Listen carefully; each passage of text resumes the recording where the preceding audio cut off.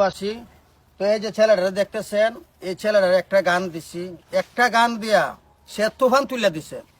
আবারও ছেলেটা আমার কাছে আইছে, তো আজকে আবারও একটা গান আপনাদেরকে দেওয়ার জন্য চেষ্টা করব। তো তুমি গান জানো? জি।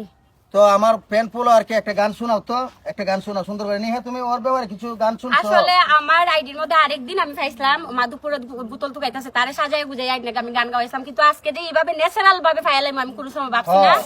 আর সবচেয়ে বড় কথা, বাইরে একটু সুযোগ দেও, শুধু মানুষ যদি আপনারা দাঁড়ায় এর নিজের ফ্যামিলিটার ছাড়াইতে পারে।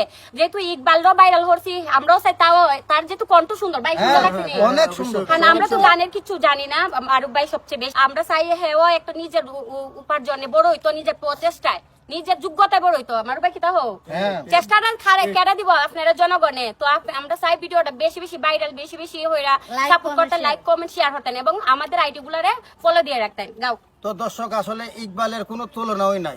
ইকবাল অনেক ভাইরাল হয়ে গেছে। ইকবালের জন্য সবাই সাপোর্ট করবেন, ইকবালরে সবাই আপনারা সাপোর্ট করবেন। ইকবাল কিন্তু আপনাদেরকে নিয়ে হয়, হেও কিন্তু আমরা নিজের দেশের গরিব মানুষ।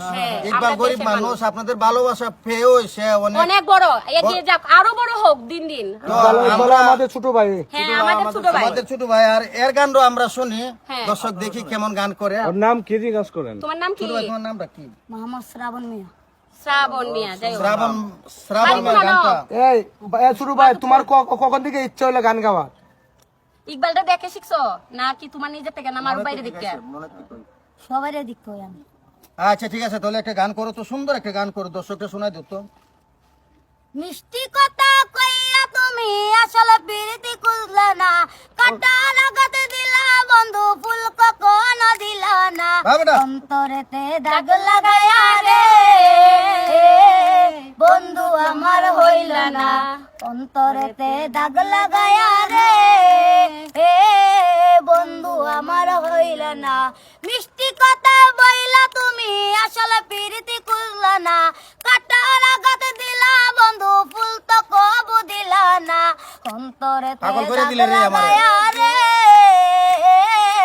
বন্ধু আমার হইলা না, অন্তরেতে দাগ লাগায়া রে বন্ধু আমার হইলা না। আচ্ছা মারুফ ভাই, আপনার একটা কথা বলতে চাই। তো আসলে ক্যামেরার পিছনে অনেক সাংবাদিকের ক্যামেরা আছে, তো তাকে আপনি সাংবাদিকের কাছে কেন তুলে দিলেন এই ছেলেকে? এই ছেলেটাকে তুলে দেওয়ার মেন উদ্দেশ্য হইলো, ভাই সে একটা গরিব মানুষ, হ্যাঁ অসহায় মানুষ। আসলে অসহায় মানুষকে যদি একটু উড়াই দেওয়া যায় অনেক সোয়াব আছে। তো দর্শক আপনারা ওকে সাপোর্ট করবেন। ছেলে কি আপনার কিছু লাগে?